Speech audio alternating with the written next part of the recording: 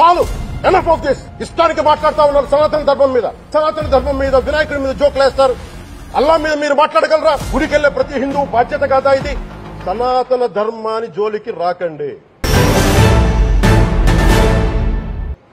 తప్పు జరిగితే తప్పు జరిగిందని ఒప్పుకోండి, లేదా మాకు సంబంధం లేదని చెప్పండి.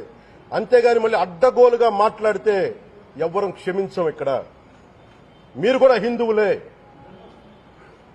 పొన్నవోలు సుధాకర్ రెడ్డి గారు మీరు హిందువులే. నోటికొచ్చినట్టు మాట్లాడకండి. తమాషాలుగా ఉందా మీకు? సరదాలుగా ఉన్నాయా? మొన్నటికి మొన్న ప్రకాష్ రాజ్ గారు మాట్లాడారు నా మీద. అరే నేను మాట్లాడుతుంది ఒక హిందువులు అపవిత్రం గురించి మాట్లాడుతున్నాను. ఇందులో ప్రకాష్ రాజ్ గారికి సంబంధం ఏంటి? ఇందులో నేను ఇంకొక మతాన్ని నిందించానా? ఇస్లాంని నిందించానా? క్రిస్టియానిటీని నిందించానా? అపవిత్రం జరిగింది, ఇలా జరగకూడదు, ఫుడ్ అడల్టరేషన్ జరిగిందని మాట్లాడుతుంటే దీన్ని గోల చేయకూడదంటే, అంటే తప్పు జరిగినప్పుడు మాట్లాడకూడదా? ఒక అపవిత్రం జరిగితే మాట్లాడకూడదా? దేవతా విగ్రహాలను శిరచ్ఛేదం చేస్తే మాట్లాడకూడదా? ఏం పిచ్చి పట్టింది ఒక్కొక్కళ్ళకి? ఎవరి కోసం మాట్లాడుతున్నారు మీరు? ప్రకాష్ రాజ్ కూడా చెప్తా ఉన్నాను, నాకు మీరంటే గౌరవం. I have extreme respect for you. కానీ when it comes to secularism, Prakash Raj garu, it is a two-way, not one-way. I have extreme respect for you. You know that. Mere secularism is always two-way, it is not one-way. హిందువుల మీద దాడి జరిగినప్పుడల్లా వచ్చి మాట్లాడటం తప్ప, అన్య మతాల మీద జరిగితే నేను కూర్చొని ఇంతమంది కౌలు రైతులకు ఇచ్చాను, ఎంతమంది ముస్లిం ఇస్లాం రైతాంగానికి ఇచ్చాను నేను. ఇదే ఎన్ని మద్రాసాలకి డబ్బులు ఇచ్చాను నేను, 25 లక్షలు 30 లక్షలు ఇచ్చాను, ఇచ్చినవాడిని నేను. నాకు అన్య మతం ఇస్లాం మీద గౌరవం ఉన్నవాడిని, క్రిస్టియానిటీ మీద గౌరవం ఉన్నవాడిని. చిన్నప్పటి నుంచి కూర్చొని మిషనరీ స్కూల్లో చదువుకున్నవాడిని. నా టీచర్ చెప్పిన సూక్తి, తను తగ్గించుకున్నవాడు హెచ్చింపబడిని చెప్పి బైబుల్ సూక్తిని ప్రతిసారి కోట్ చేస్తూనే ఉంటాను. ఇది నా గౌరవం, ఇది నేను చూపించే గౌరవం. మీరు మాట్లాడితే కూర్చొని నేను పాటించే ధర్మానికి అపవిత్రం జరిగినప్పుడు మాట్లాడకూడదు, మౌనంగా ఉండాలి. సెక్యులరిజంకి విఘాతం అంటే ఏంటి? సెక్యులరిజంకి విఘాతం? నా ఇంటి మీద దాడి జరిగినప్పుడు నేను మాట్లాడకూడదా? నా ఇల్లు 10 మందికి ఆశ్రయం ఇస్తుంది.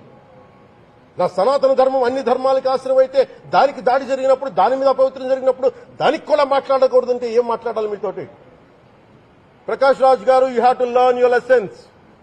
I respect you.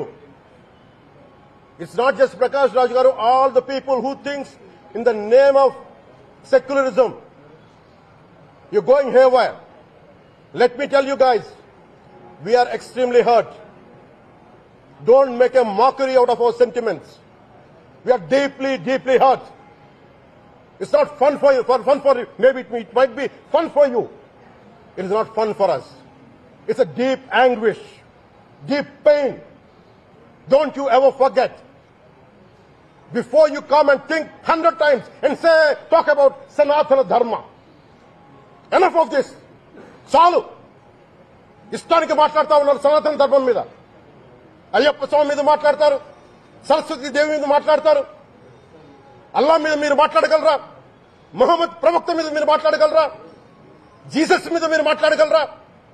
అందరూ కూర్చొని సనాతన ధర్మం మీద వినాయకుడి మీద జోకులేస్తారు, దుర్గాదేవి మీద జోక్స్ చేస్తారు, సరస్వతి దేవి మీద జోక్స్ చేస్తారు.